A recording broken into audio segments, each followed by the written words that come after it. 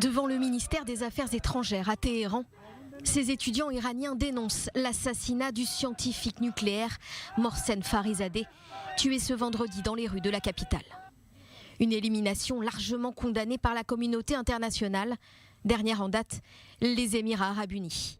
Devant le risque d'embrasement de la région, le ministère émirati des Affaires étrangères appelle à la retenue.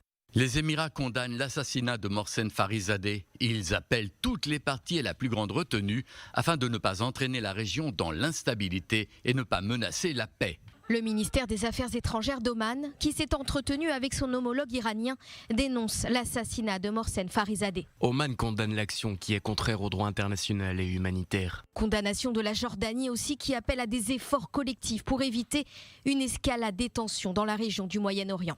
L'État hébreu n'a pas officiellement commenté le meurtre de Farizadeh, mais sur la chaîne publique israélienne, le ministre de l'Énergie Yuval Steinitz a publiquement salué les résultats de l'opération.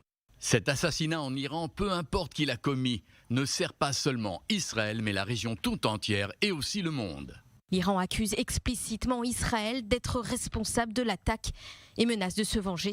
Son chef suprême, Ali Khamenei, a mis en garde l'État hébreu. La priorité absolue est la punition des auteurs et de ceux qui les ont envoyés. Le chef suprême a juré que l'Iran réagirait à l'assassinat. La défense israélienne est sur le qui-vive. Le pays se prépare à des représailles, notamment dans ses représentations à l'étranger.